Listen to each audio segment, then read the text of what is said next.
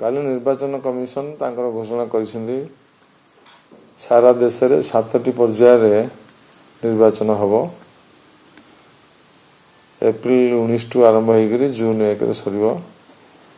एवं आम ओडिशा रे 4टी पर्याय रे निर्वाचन हबो। मे 13, 20, 25 एवं 1 जून ये 4टी पर्याय रे निर्वाचन हबो। एवं निर्वाचन घोषणा हला पूर्वर मध्य विजु जनता दल सब निर्वाचन प्रस्तुत अच्छु।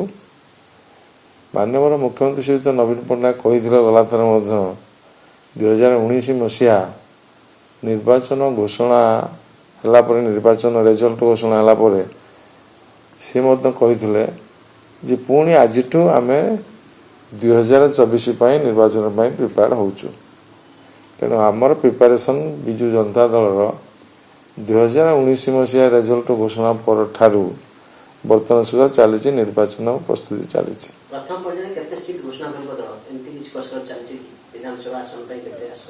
नहीं से बाबद मोर धारणा नहीं।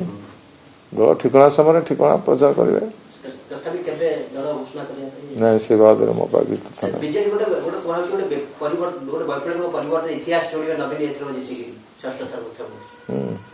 सारा भारत वर्ष में 6ठ थर जितने नवीन पट्टनायक इतिहास सृष्टि करेंगे। आगुरी केवे थर हो ना निश्चित जीतने सन्देह ना। 2019 टिकेट बंटा हेतला सेतबे पाखापाखि 42 अधिक टिकेट कटितला। एथर भी कहछि किछि नेतांकर टिकेट कटिबो कि श्रीपो चेरांकु फोन टिकेट दिया जिवो। टॉप चैलेंज होबो कि सेटा पार्टी निष्पत्ति नबो। पार्टी निष्पत्ति अनुसार टिकेट फिकेट दिया जिवो। 47 निर्वाचन मंडली रे बीजेडी पूरा प्रस्तुत अछि। प्रस्तुत अछि 47 निर्वाचन में बीजेडी प्रस्तुत अछि। 21 लोकसभा में मध्य बीजेडी प्रस्तुत अछि। आशाई तो एकाधिक अछंती चैलेंज होबो। ऐसे आशाई स्वाभाविक रहिबे। हमर गोटे बड़ दल विजु जनता दल गोटे बहुत बड़ दल हो जाइछि आ भितर तेणु आशाई टिके अधिक रहिबे।